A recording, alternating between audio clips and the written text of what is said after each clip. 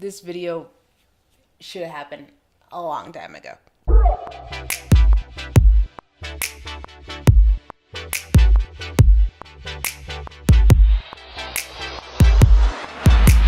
I was planning to do this video and then a bunch of crap happened. I had the client piece that you guys saw in my last video that was a while ago. That ended up being really post-production intensive, so it took me a while to kind of get it done. And then from that opportunity, another opportunity came up that I had to finish first. Then I moved and then I didn't have Wi-Fi for a while, and then I had to unpack all of my stuff and set up my new location. This is the tutorial of well, not the tutorial, it's just the breakdown of what I did for the 24-hour challenge that we did, geez, I think it was like 3 weeks ago. It was a while ago. I did not use buses at all in this song because I'm like, it's kind of embarrassing to say, but I'm just gonna be real with it. I had no idea how to use buses. I've been actually putting the effects and the plugins on the actual tracks, which is probably why my CPU has been like crazy. But after this, I was working on a song of my own, and it's called Die For You. I just released it, and I learned how to do buses and auxiliary tracks and effects and blending and parallel processing. And yeah, I did not do that for this song, so we'll see how much it cuts out, because all my effects are on the actual tracks. So the first thing that I did here was I took the vocal. It was sitting at 100 beats per minute, and it was really weird because like it was at 100 beats per minute, but the beginning of the vocal was, yeah, it was on the off beat, so it was really hard to kind of get it in tempo. So I really had to cut up the vocal part. Like you can see all my edits in here. I had to align it and make sure that it was in tempo. And then after it was in tempo, I changed it to 80 beats per minute. I took the O's and kind of used it as the underlining part for the intro. And again, it wasn't in time, so I had to put it in time. And then I panned one right, one left, and yeah, and then put a pumper on it so it sounded like it was kind of like a percussion instrument.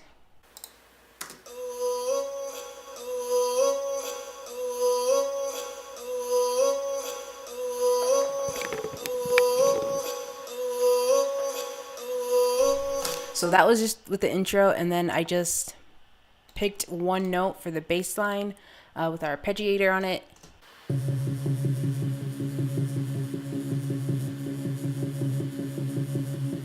And that's all that is. So that's the intro.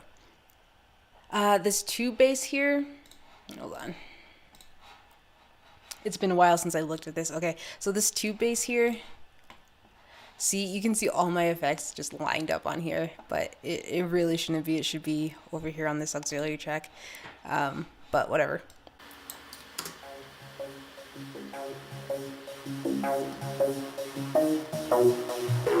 Okay, so that's just kind of like filler, and then I'm pretty sure I did some automation on that. Yeah, just put up the volume a little bit so that it sounded more as an intro, and there's movement. The first verse and the second verse of the vocal, I basically took it, cut it up in time, and then split it so that, or put a stepper on it so that it would kind of come in like almost like a percussion instrument like the other ones, and it would kind of like glitch just a little bit. And I had a high pitch and a low pitch glitch. The high pitch has a huge delay on it, and then the low pitch I thought was centered, but I probably did mixing and decided to pan it. So one's right, one's left, and then I don't have the doubles on the word waves just because I wanted there to be some separation.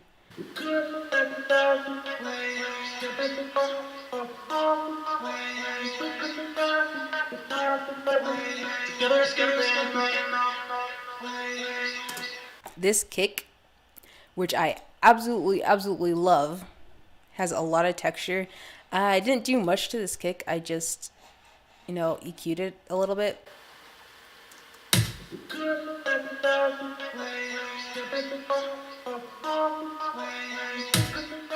It's such a good kick that I did not want to overuse it. So I put it every 8 bars instead of every 4 bars and kept it that way because I really like it. And then I kind of sped it up and then, but like later, but it's just such a good kick that I just left it like that.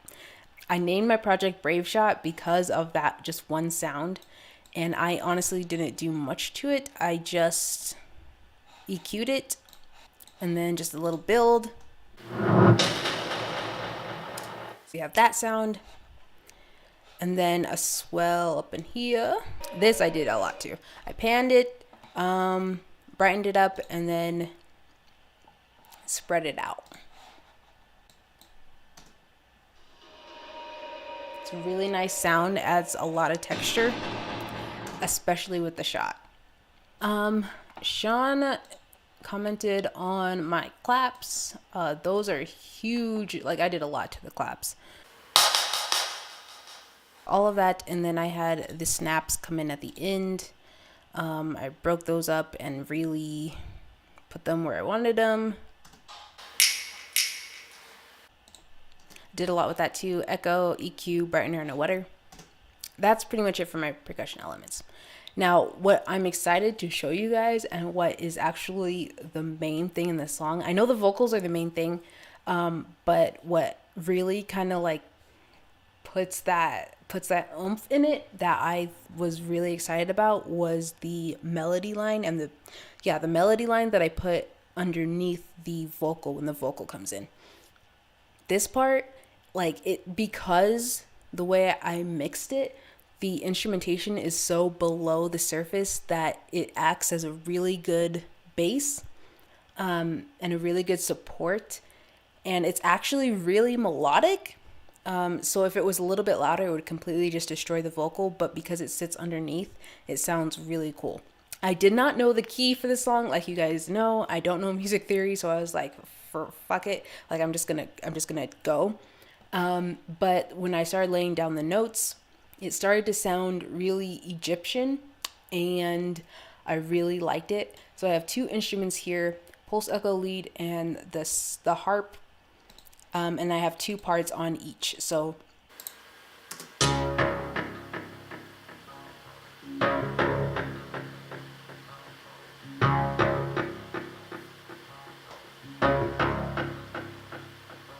and then this part, which I was really excited for, you guys, I showed you guys this when I was coming up with it because I liked it a lot.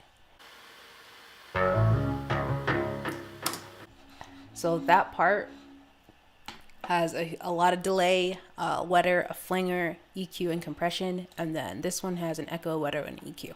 And a little bit of a filter because like I think it gives it that like just kind of like mysterious thing. And then with the other 2 parts, I had come in later. And this part, when I was laying down this line, probably should have rendered this out.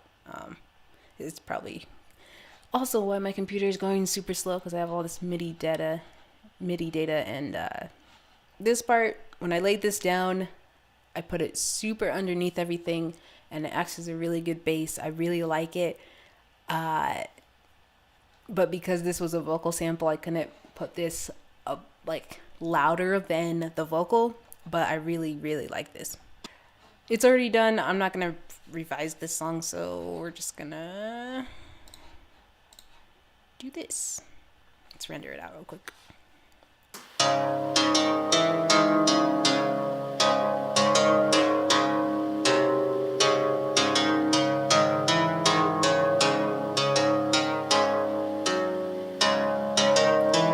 It has like this twang that sounds Middle Eastern, but the chords sound Egyptian, and it's super cool.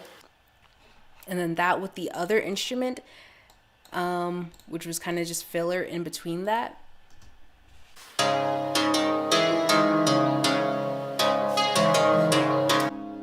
Hold on, you guys can hear that separately real quick.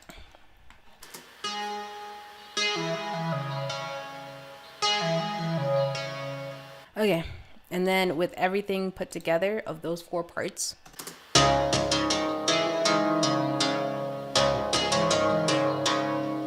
and then and that acts as kind of like the base for the vocal part, which is also happening.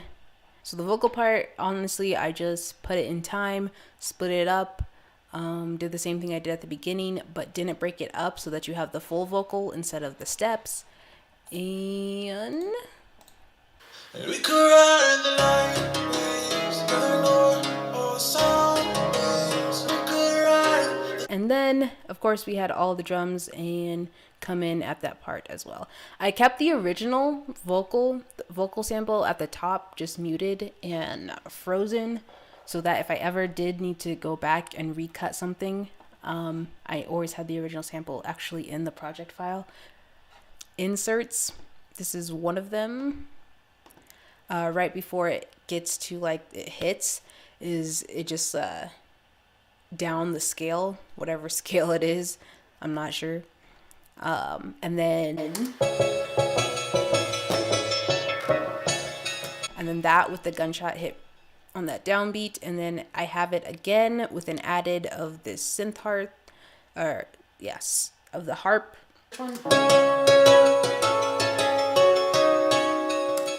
And that's pretty much it for this sample. That one I slowed down a lot and put a filter on it. I mean, that's pretty much it. Like, it sounds cool, but I think just because all the pieces fit well together, there doesn't really have to be a lot happening or going on. And so after I kind of had the structure down, I mixed it, mastered it, and the final result is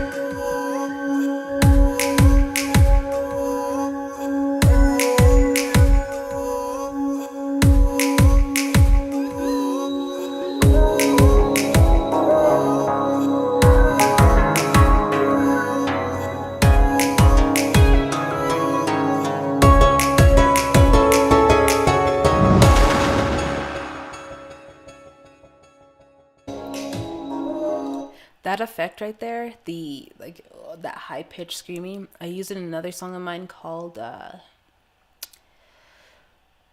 After Dark, and it's this Voyager sound that I like in Logic, and it kind of sounds like someone screaming, but it's so like filtered out and high pitched that it kind of sits really well as an atmosphere in the background.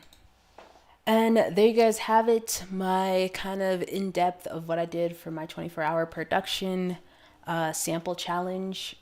I didn't really, I mean, my computer kept crapping out on me, so hopefully when I do another one of these, it'll be way more in depth and I can actually show you guys the effects and not have to render stuff out and a bunch of that crap. And I know how to use buses now, so I'll be using those obviously. Good gosh. I just released a new song called Die For You. Check it out. It has a feature, BRMS. It's a really cool track, and it's a song that's really, really, really dear to me, and a good way to start off 2019 with a first release of my own music. And I have a really strict release schedule this year, both for videos and both for music. So I'm going to be putting out content all year with not a lot of promotion. I'm just gonna drop them as I finish them, because I have this weird thing where every time I like finish a track, it just sits there and I don't release it, and then by the time I come back to it, I don't want to release it. So we're just gonna go as I finish the songs. And yeah, I hope you guys like this. Thanks for watching. If you like this song, it'll be on my actual artist channel, my music channel, under the name M.I.A. My name is M.I.A. Peace out. J out. Take your place. I said I'll be the one there for you.